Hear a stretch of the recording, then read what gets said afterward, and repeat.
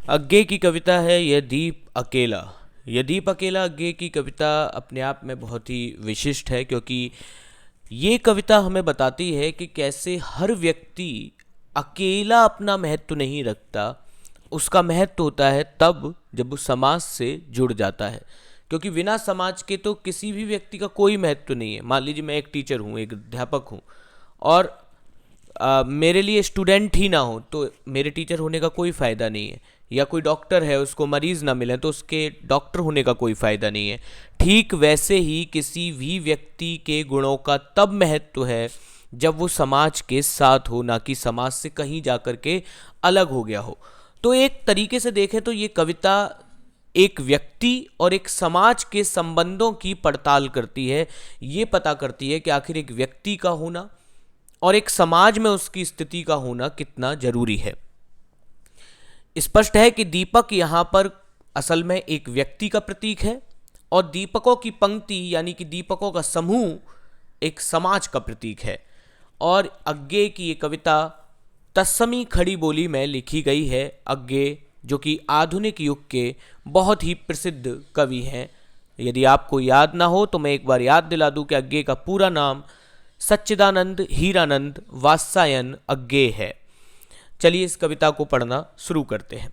अज्ञे कहते हैं कि यह दीप अकेला स्नेह भरा है, गर्भ भरा मदमाता पर इसको भी पंक्ति को दे दो। अज्ञे कहते हैं कि यूं तो ये दीपक रूपी जो मनुष्य है स्नेह से भरा हुआ है, इसके अंदर अपने गुणों का गर्व है, पर कहीं ना कहीं इसके अंदर एक अहंकार है। मदमाता, मदमाता माने अहंकार। इसके अंदर एक अहंकार है और ये खुद को समाज से अलग समझने लगा है। पर सच बात यह है कि इसको भी पंक्ति को दे दो। इसको भी पंक्ति को देने से मतलब है कि इसको भी समाज को सौंप दीजिए, क्योंकि अकेले व्यक्ति का अपने आप में कोई महत्व नहीं है। मैं फिर से एक बार समझा देता हूं कि यह दीप अकेला स्नेह भरा, ये जो दीपक रूपी अकेला व्यक्ति है जो स्नेह से भरा हुआ है, गर्व से भरा हुआ है, लेकिन कहीं ना कहीं वो अपने अहंकार में चूर है, मदमाता है। मदमाता माने अहंकार, घमंड। और इसको भी समाज को सौंप दिया जाना चाहिए, इसको भी पंक्ति को दे दो। आगे वो कहते हैं यह जन है गाता गीत जिन्हें फिर और कौन गाएगा। यह जन है गाता गीत जिन्हें फिर और कौन गाएगा। वो कहते हैं यही व्यक्ति तो है जो कि असल में समाज का निर्माण करता है। अगर कई सारे ऐसे व्यक्ति मिलेंगे तभी तो समाज का निर्माण होगा। तो ये जन है, जन माने लोग। ये वो लोग हैं जो कि समाज की प्रसिद्धि की, समाज के का गुणगान करते हैं, उसकी गीत गाते हैं। और अगर यही नहीं होंगे तो फिर उन गीतों को कौन गाएगा। यानी कि समाज में हर व्यक्ति का महत्व है और ऐसे व्यक्तियों की जरूरत है जो समाज के गुणगान गाएं, जो समाज के लिए, समाज को आगे प्रसिद्धि की राह पर ले जाएं। आगे वो कहते हैं पंडुब्बा ये मोती सच्चे फिर कौन कृति लाएगा। पंडुब्बा, पंडुब्बा मतलब गोताखोर। अरे ये तो वो गोताखोर है जो समुद्र की तली से सच्चे मोतियों को लेकर के निकाल लाता है, और अगर ये नहीं होगा तो इस कुशलता पूर्वक कार्य को और कौन करेगा। मतलब कहने का ये है कि ये वो व्यक्ति है जो कि समाज में और अच्छे लोगों को चुन सकता है, उनको अपनी तरह तैयार कर सकता है। और यदि ये समाज से अलग हो गया तो फिर इन सच्चे मोतियों को कौन खोजेगा, कौन ऐसा काम करेगा। तो हमें इन दोनों पंक्तियों का अर्थ समझ में आ जाना चाहिए कि यह जन है गाता गीत जिन्हें फिर और कौन गाएगा।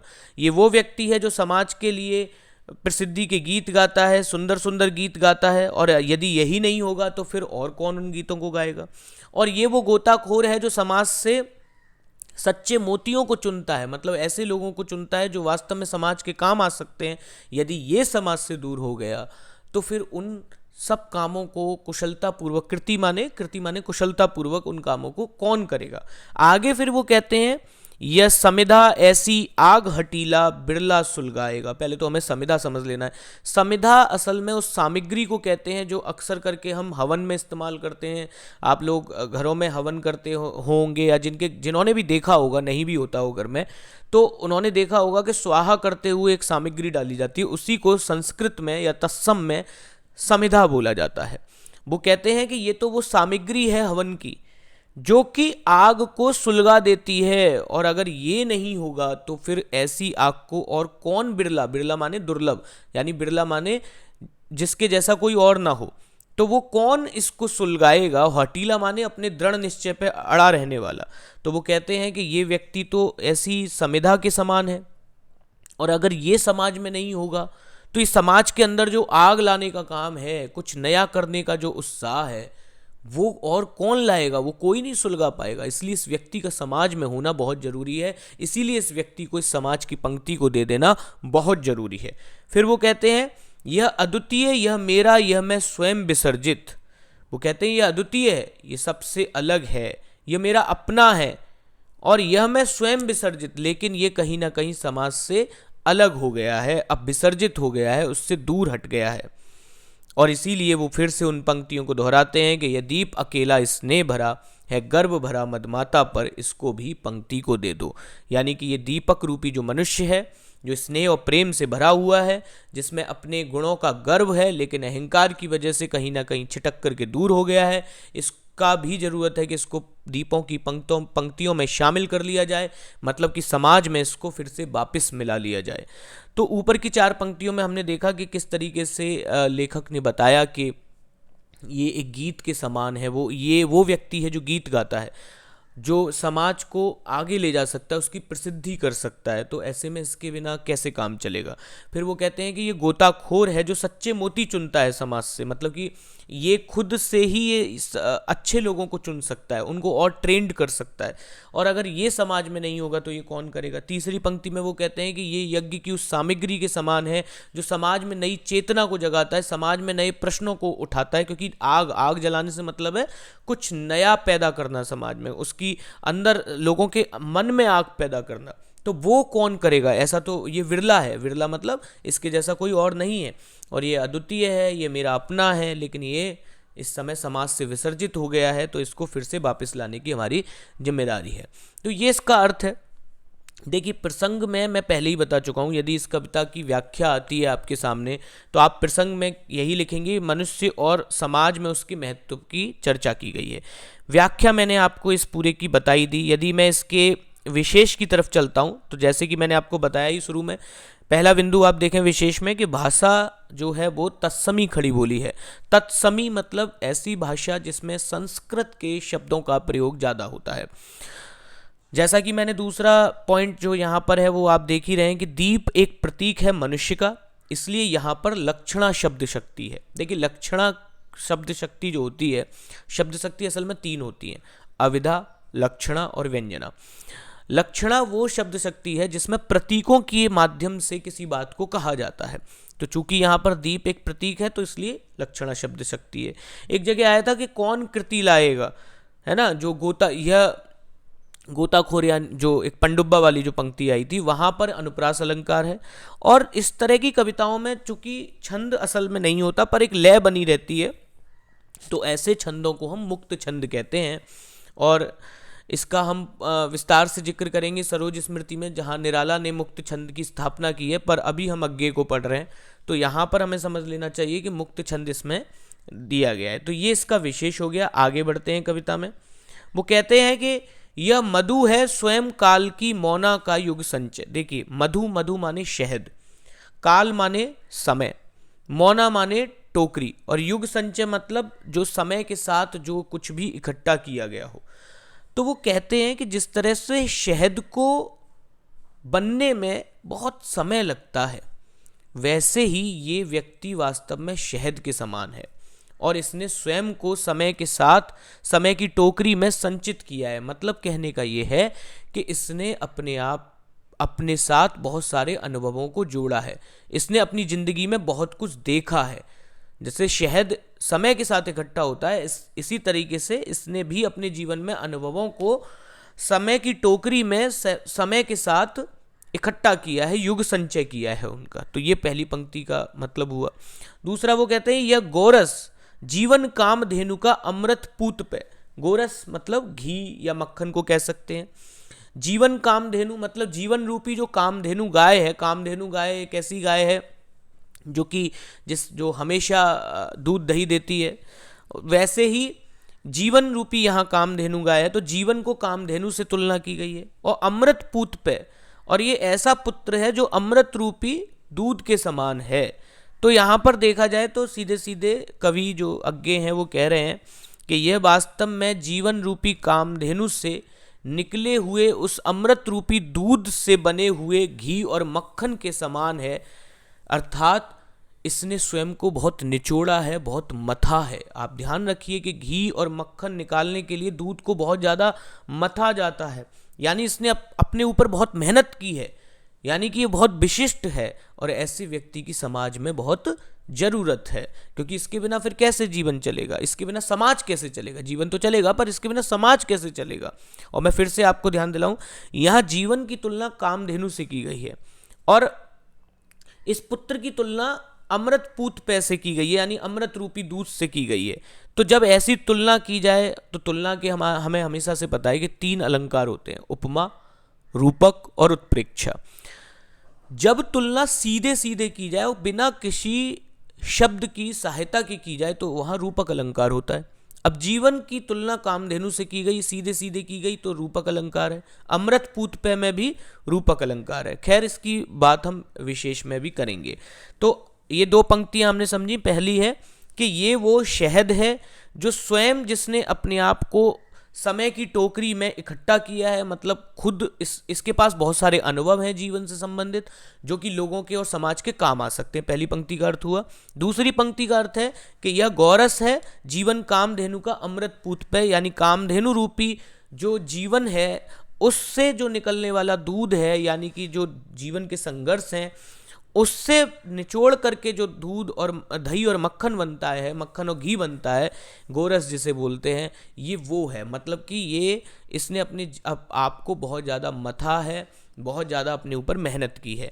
आगे तीसरी पंक्ति को देखते हैं। यह अंकुर फोड़ धरा को रवि को तख्ता निर्भय।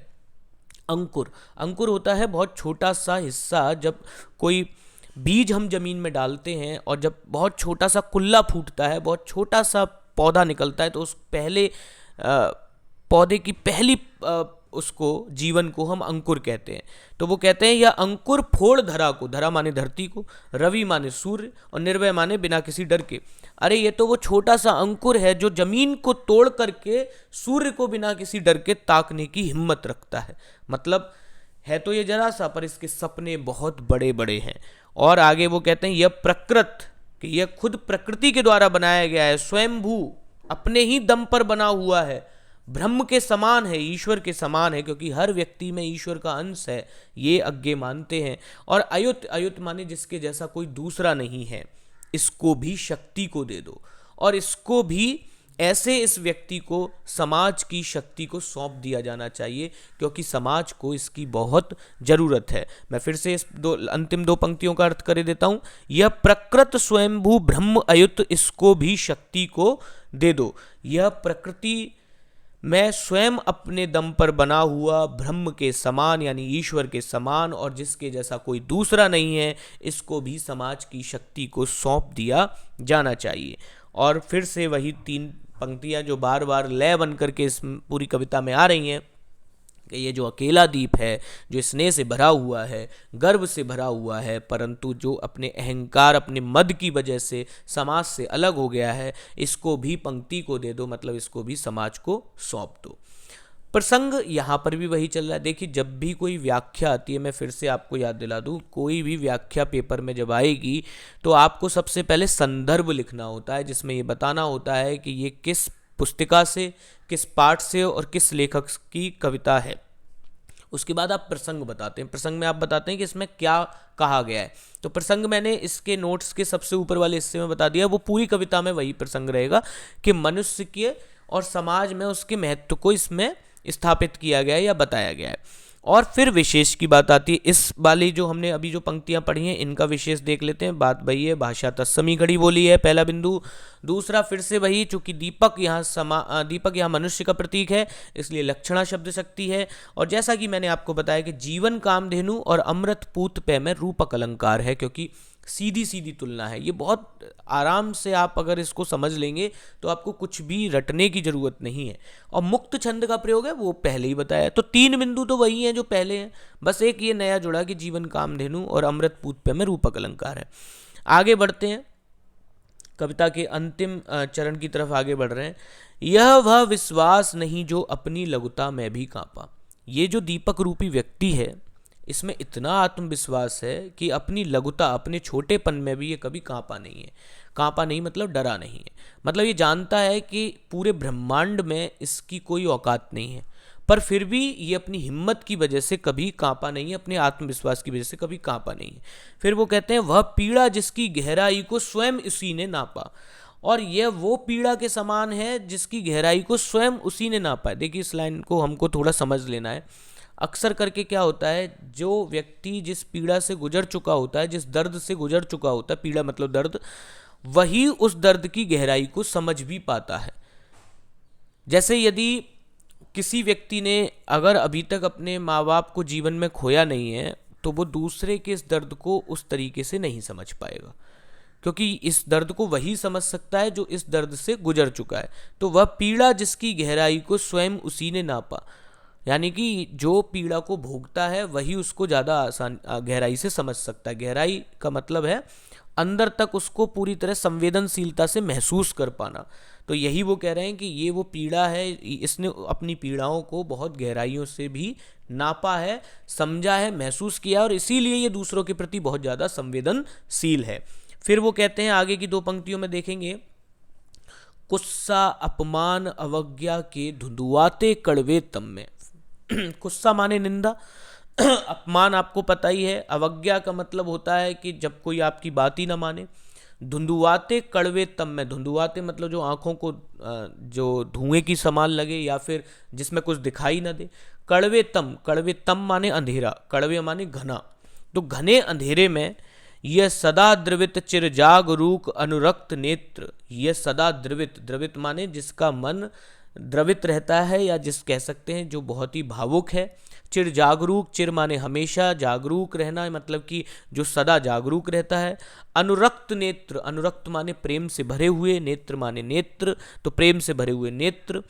उलंब बाहु या चिर अखंड अपनापा, और उलंब बाहु माने भुजाओं को उठा करके, चिर अखंड मतलब जिसे कोई तोड़ ना सके, वह अपनापन रखते हुए यह जिज्ञासु है, प्रबुद्ध है, यह सदा श्रद्धा में है, इसको भी भक्ति को दे दो। देखिए अंतिम 5 पंक्तियों का मैं फिर से अर्थ समझा रहा हूँ, पहले मैंने आपको इसके मीनिंग समझाने के लिए हर पंक्ति को अलग अलग कर दिया था।